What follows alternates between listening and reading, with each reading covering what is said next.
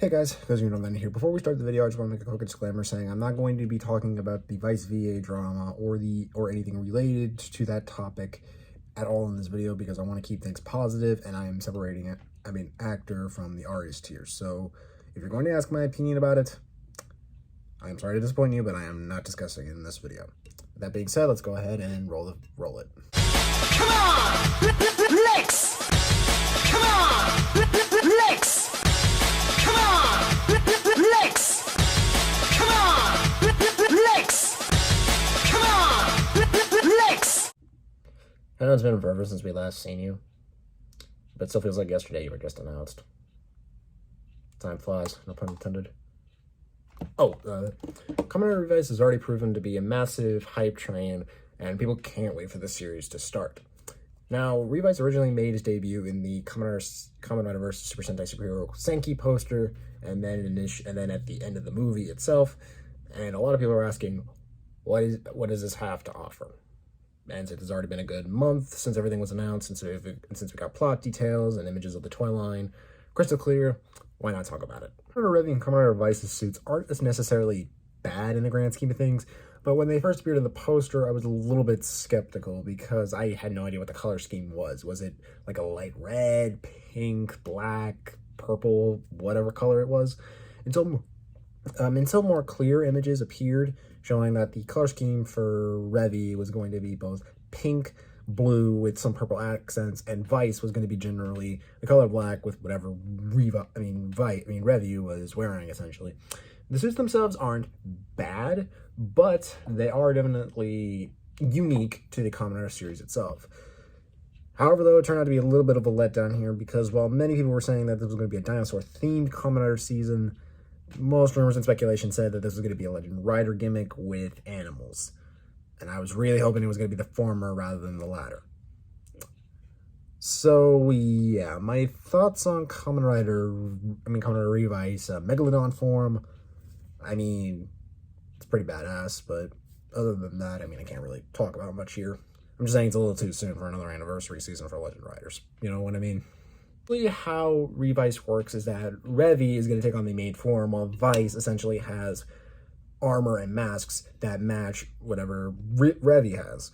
So for the decayed form, he has a decayed little hat, scarf, and some arm blades. For the double form, he has wings, so on and so forth. And for the Rex form, he just has a muffler with a giant dino mask covering up his front. The story of Revice starts off with basically Vice being a demon making a deal with Iki, who is Revi, and essentially they essentially team up to fight against the Dead Men, which are a bunch of basically demons themselves trying to make a connection to the demon world, who have a Day of the Dead aesthetic to them.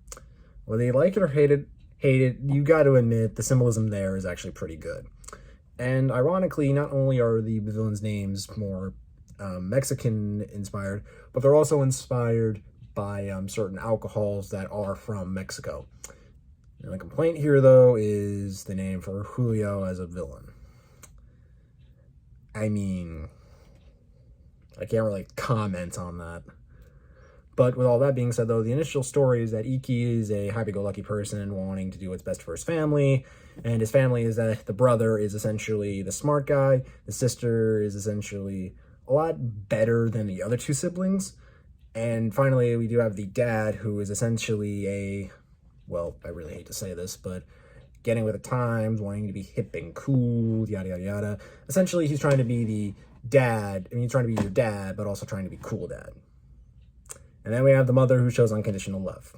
And all of them run a bathhouse. Our first Kamen Rider series to have a bathhouse. You know what? That actually does remind me a lot of something. Something very familiar.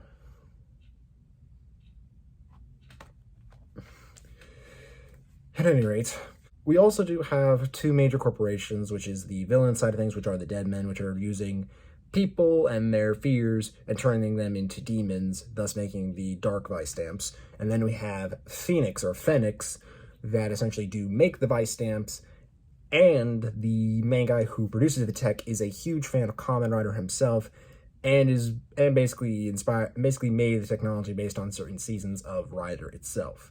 So essentially, this is going to be the first Kamen Rider season to pull a Digimon Tamers, because in Revice, Kamen Rider is a form of fiction and it's a TV show. You know, I've always wanted a Digimon Kamen Rider crossover, but I'll take what I can get.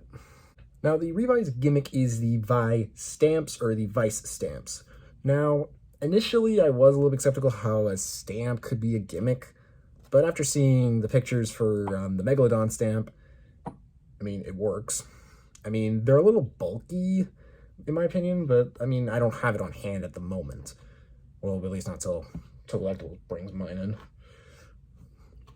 But essentially, though, the Vice stamps are essentially not only handling both dinosaurs, but they're also handling animal powers as well, with one half of the majority of the Kamen Riders being dinosaurs and the other half being animals.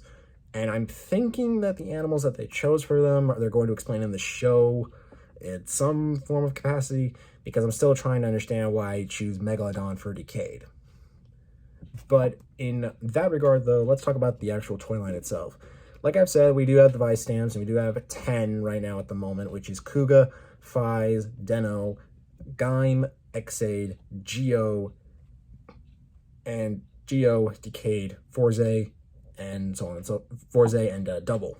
So essentially, those 10 stamps are going to be used by the main Kamen Rider himself, Revice, or Revi and Vice, depending on how you want to do it. And then the next two riders, we got the secondary rider who's going to be using the powers of Dark Riders, and then we have the third rider that's going to be using powers of the Showa Riders, from what rumors are saying. And I'm hoping that they evenly distribute the gimmick out, because I really don't want to just see Heisei and Reiwa Riders in the 50th anniversary gimmick if we're not going to get any love for the Showa Riders. They're showing off work over so much money and get the Heisei anniversary set, which comes with both the Rex Vice stamp and the Bata Vice stamp, as well as the 50th anniversary booklet that talks about all of the drivers from Ichigo all the way up to now, which is expensive as hell. The Revice driver, I mean, at first it didn't look right. At first I thought it was like creepy, bulky, or whatever. I mean, it looked weird because there's this huge cube section on the right side, and then there's this little slot section on the left.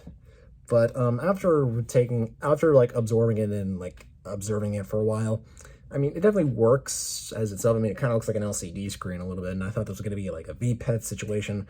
But then I figured out that this thing actually has the same technology as this one of those little wonder pads with like the the metal marker, and then you just draw on it. It's essentially like one of those things we had like as kids, basically. So yeah, I mean, I'm more curious on how the whole stamping gimmick would work on that thing, because those things don't go away as easily. I mean, maybe it'll go away over time or whatever, but who knows? But yeah. Now, the Revice driver is going to be releasing by itself for roughly around 180 yen, because the reason why the price is so jacked up is because Japan is assuming this is going to be a hot ticket item like they had with the Forze system, so that's why prices are a little up at the moment. We also do have that, and we have the Henshin Belt Anniversary set that I mentioned earlier, as well as the standard belt clip, the Toys R Us exclusive Revice driver and belt clips set that actually comes with the double Revice stamp. So yeah, unless you want to pick that up or anything else in between, there you go. Anyway, let's also talk about the weapon that's also going to be releasing along with the toy line itself, this being the Omnibuster 50, and this is our first weapon to be an axe for the main rider. The last time we actually got something like this was from Kabuto, where we had the dagger and the dagger axe gun combo thingy, whatever it was in Kabuto. It definitely looks fine, it's definitely interesting, but I think the main takeaway from this, something I really want to get, is that when you stamp it onto the little screen thing, it actually says stamp by, and then you can perform the finisher. And like with most Kamen Rider seasons, we also do have a phone gimmick thing or whatever, and essentially it's the Omniphone 50, which can be a smartphone and a gun at the same time. It looks ridiculous. I'm not intending on picking it up anytime soon. Now, overall thoughts on it, the toy line is hit or miss with me, but I'm still going to invest in it just to test the waters on it, and if I end up not liking it, I'll keep you guys updated if I'm going to sell or not. As for the show itself, it definitely does sound interesting, to say the least. I really do want to see how this goes out. I don't want to immediately say that this is going to be the worst, because of a couple of things here or there with the plot, or a couple things here or there with the designs, or a couple things here or there with the characters, that will make it be a major turnoff for me. I want to give the show a chance because this is technically an anniversary season, and like I did, and originally I didn't even want to like Geo at first, but then after looking at everything, looking at the toy line, so on and so forth, I wanted to give it a shot, and I ended up loving it in the end. So yeah, either you really want to love this season or you really want to hate it. There's no debate that you're going to at least try here to take a look at it. And with all that being said, I think I've said enough here, and I think I'm going to end here for now. But thank you guys so much for watching, and what are your overall opinions on Kamen Rider Revice? Do you think it's lame? Do you think it's probably going to be something interesting, or do you think it's going to be pretty great? Because this is technically a pretty big landmark year Kamen Rider season. Sure, Saber paved the way for the 50th anniversary, but Revice is going to carry that title from this to then. I mean, from this year to next year. And with all that being said, thank you guys so much for watching, and this is Ghost 90, signing out. See you next time.